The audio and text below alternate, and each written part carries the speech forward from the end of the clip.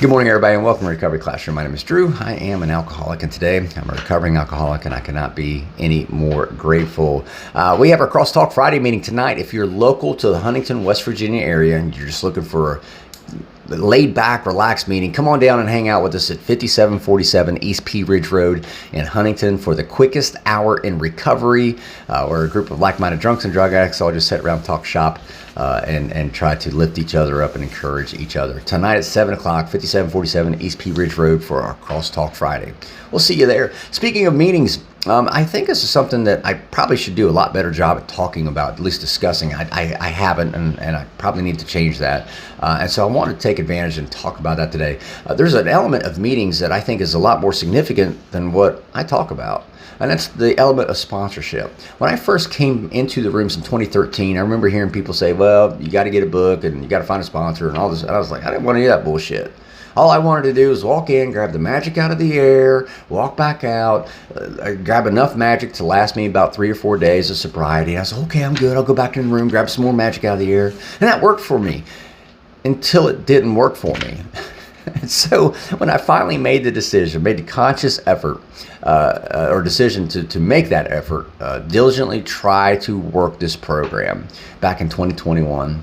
I've said this, how I floated from room to room for about the first 25, 28 days, just kind of gauging everything. And I walked into a meeting that I wasn't planning on going to, kind of by accident. Walked in that meeting and I saw these people who were truly seemed happy, joyous, and free. Figured I'd follow them around, stalk them, make sure that they weren't bullshitting, because I knew they were bullshitting.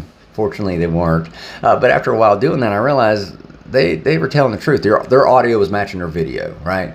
And so I started getting excited. I started showing up to the meetings early, started staying at the meetings late. Hell, my 1 hour meeting schedule, 1 hour a day meeting schedule actually turned into a 3 hour a day meeting schedule, because I'd show up an hour early and stay an hour late, just talking to people.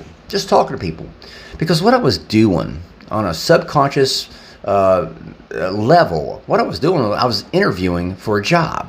I was interviewing people to figure out who I was going to hire to be my sponsor.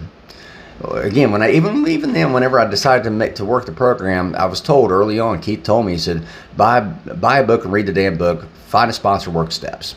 I didn't want to do those things, but my desire to want to get sober was a lot greater than my desire to not want to do those things. Again, I asked you yesterday, how bad do you want it? I really wanted to get sober. So even though I didn't want to do these things over here, I still went ahead and did them because I knew I was being told that's what was going to get me sober. So I started talking to people. I started interviewing people to get a sponsor, or, to find who I wanted to sponsor me. I'd already started reading the book. Things didn't quite add up in my brain, so that's why I needed a sponsor. Okay, and so I started sponsor shopping. I was hiring for the job, and I started interviewing people before the meeting, during the meeting, and after the meeting. And when you're looking for a sponsor, there's several qualities and attributes that you want to look for. You don't want to look for the guy or the gal that has a nice house, or has the awesome spouse, or makes a lot of money, or has the great car. No, you want to look at, does their audio match their video? In other words, do their actions match their words? Because you're hiring them to hold you accountable. If their audio and video is not in sync, do you think they're really going to do a good job of holding you accountable? And keep this in mind too. I wasn't hiring somebody to be my friend.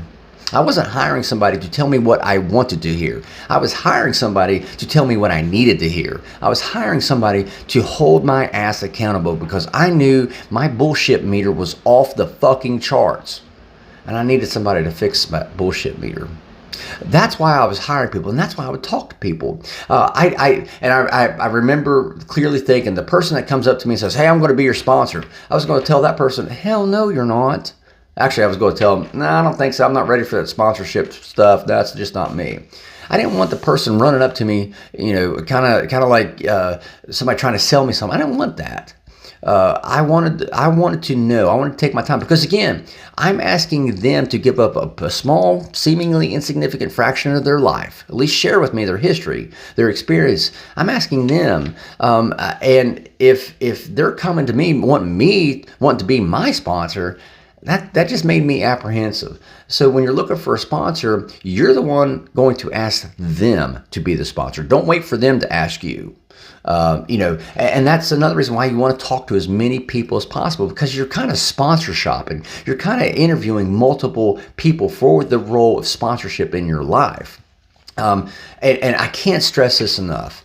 I don't sponsor people to be their friend. I just don't do that. Now that comes. I've got great relationships. Matter of fact, I was telling a guy I've been sponsored I was telling the other night how it's becoming more and more apparent to me that I'm thinking more and more like him, more and more of him as being a friend as opposed to being a sponsee. That does come. The friendship absolutely comes, but I have to start by teaching that person how to be accountable to themselves, and I got to be the one to call bullshit when they do stupid shit. When it comes to finding a sponsor, very simple rule: find something in somebody that you want to have, personality characteristic wise, not physical, not tangible stuff.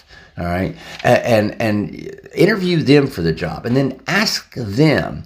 And don't be surprised when they turn around and say, okay, sure, I'll sponsor you, I'll help you out, but here's my list of expectations. I do that too with people I sponsor. I have a list. I break it out and say, well, I'm available these times, and this is how I work, and this is what I expect, and blah, blah, blah. I think it's very fair.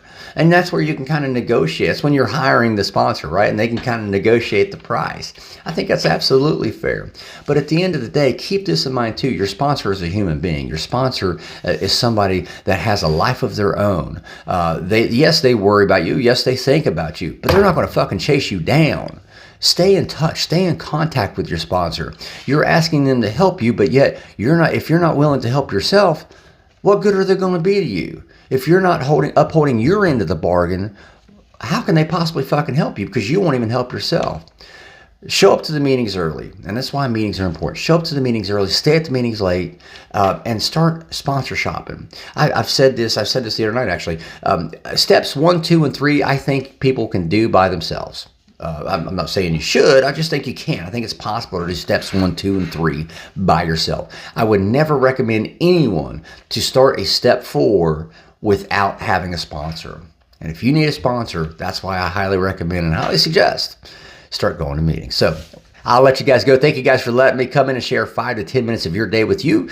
You guys absolutely keep me sober, and I could not be any more appreciative. If there's a topic you'd like to hear discussed, feel free to email it directly to me, Drew, DREW, at recoveryclassroom.org. I'll take a look at it. You can also like and share these videos with your friends on Facebook. Invite them to the Recovery Classroom Facebook page. You can message us through the Facebook. There's a whole slew of us back here on the backside that if you just need somebody to talk to, there's a whole bunch of us back here on the back end that can help you out. So I'll let you guys go. Remember, guys, you can't get drunk if you don't take that first drink.